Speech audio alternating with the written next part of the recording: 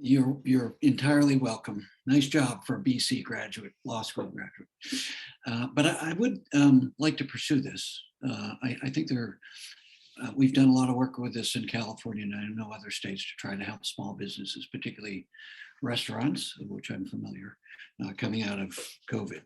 So with that, we will now recognize Congresswoman from Washington, Congresswoman Jayapal. Welcome to our subcommittee. Thank you so much, Mr. Chairman, and thank you for allowing me to participate in this incredibly important hearing.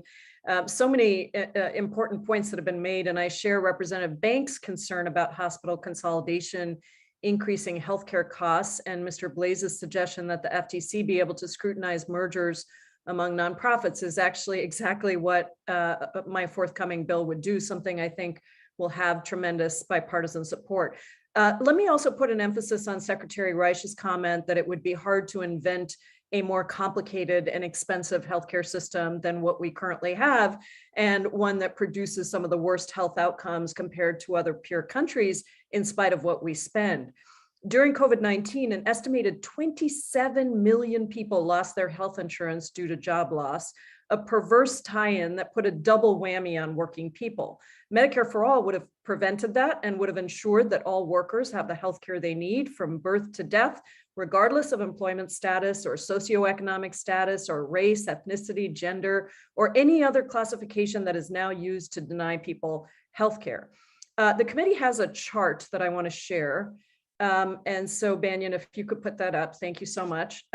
This chart is from the Institute of Medicine, and it shows the ranking of US mortality by age group among peer countries. The United States has the highest mortality rate for all ages up to 65 when we rise to the top of the rankings, with one of the lowest mortality rates. It is no coincidence that this happens as soon as Medicare coverage begins. So, Dr. Benjamin, as one of the nation's leading voices on public health issues, can you explain how having stable universal health coverage, such as Medicare, improves health outcomes? Yeah, coverage matters. The fact that you actually get the care that you need when you need it makes a big difference. The number of times that people do an insurance card biopsy when you first show up to the healthcare center, ask you what your insurance plan is, and it drives a whole lot of things. And quite frankly, the cheapest way to reduce healthcare costs to everybody is to make sure that everybody's covered. Thank you so much, Dr. Benjamin. Dr. Reich, a couple of questions for you. I want to talk about this tie-in between healthcare and insurance. What harms does a system that tethers health insurance to employment, even with the presence of a public option, present? That's the first question. And then secondly, researchers at the Economic Policy Institute, which you co-founded, found that Medicare for All would increase wages and salaries for workers. Right now, labor unions struggle to bargain for increased wages, while they also have to bargain for adequate health insurance. Can you talk about the effect that Medicare for All would have on labor union bargaining and those wages and benefits that are bargained? Yes. First of all, Congresswoman, by tying medical insurance to employment, as we now do, we find ourselves, more and more people are tied to their employment.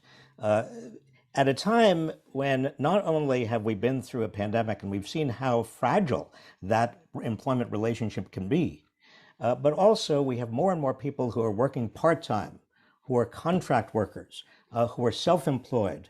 We have probably the largest portion of our workforce in terms of growth right now are people who are not tied to individual employers. They really get shut out of a healthcare system that is employer-based.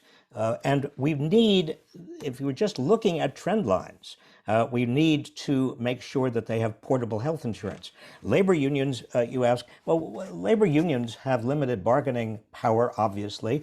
What they are now doing is using part of that limited bargaining power, not on wages and working conditions, but on healthcare.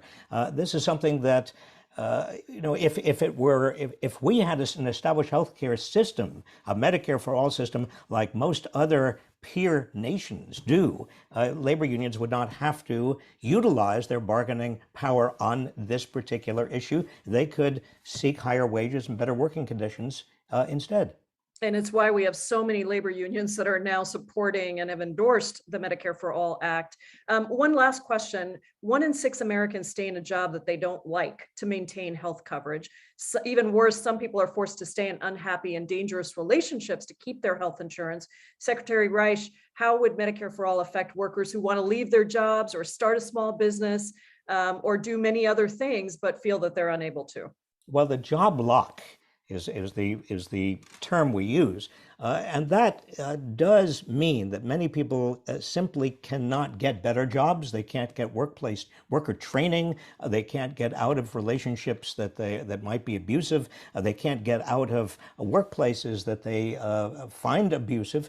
They are locked into jobs that they otherwise really shouldn't be locked into for a whole variety of economic and sociological reasons. But it's because of healthcare.